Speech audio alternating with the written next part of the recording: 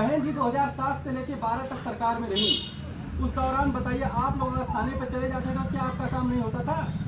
दरोगा कांपता था कि अगर एसटी का मैटर है तो जल्द से जल्द सॉल्व करो, नहीं तो कहीं बहन जी तक खबर पहुंच गया तो हमारी कुर्सी चली जाएगी। इतना डर होता था थाने में, लेकिन आज वो चीज नहीं है।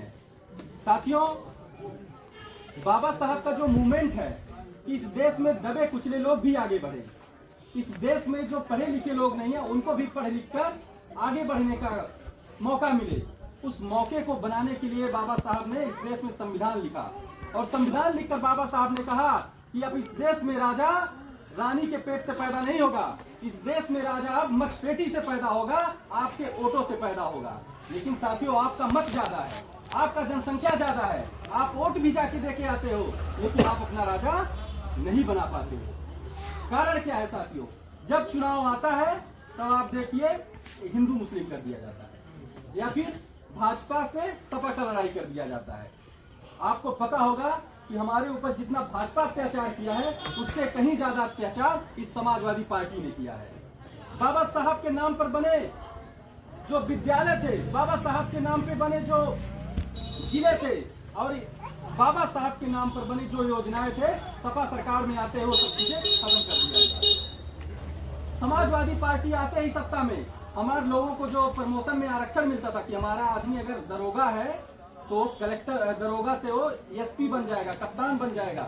ये बहन जी अपने साथ टाइम में नियम बना के गई थी, लेकिन अखिलेश यादव आए उसको भी खत्म कर दिए थे। हमारे लोगों के साथ जितना अत्याचार समाजवादी पार्टी के शासनकाल में हुआ उतना तो इस भाजपा के भी शासनकाल में नहीं हुआ। इसलिए जब चुनाव आता है तो भाजपा वर्सेस सपा कर दिया जाता है, और हम तमाम लोग कहते हैं उनके बहुत अच्छे मारो वोट जो भाजपा के लिए कहते हैं कि नहीं, और जाता भी होगा।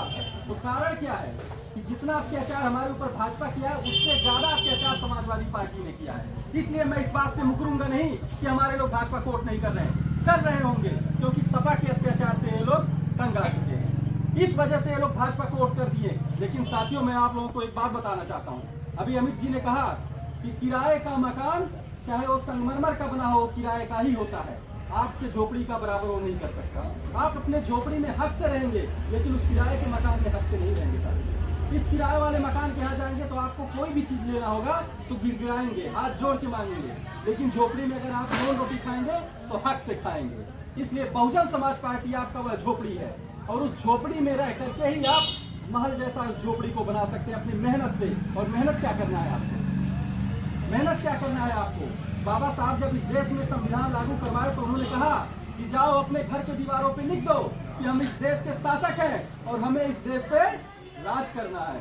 लेकिन हमारे लोग इस बात को समझ ही नहीं पाए कि बाबा साहब क्या कह के गए। बाबा साहब कह के गए कि अगर इस देश पे राज करना है तो आप एक रिकॉर्ड, बाबा साहब ने कहा ना, शिक्षित बनो, संगठित रहो और संघर्ष करो। तो एक वोट अपना संगठित कीजिए, और संगठित करने के बाद इस देश की सबसे बड़ी कुर्सी पर बैठने का संघर्ष कीजिए। और जब इस देश में सबसे बड़ी कुर्सी पे आप बैठेंगे, यानी अगर आप मुख्यमंत्री होंगे, आप प्रधानमंत्री होंगे, तो आपका काम कभी खाने पे नहीं होगा। आपका बेटा पढ़ लिख लेगा तो कभी ऐसा नहीं होने पाएगा कि उसको नौकरी ना मिले।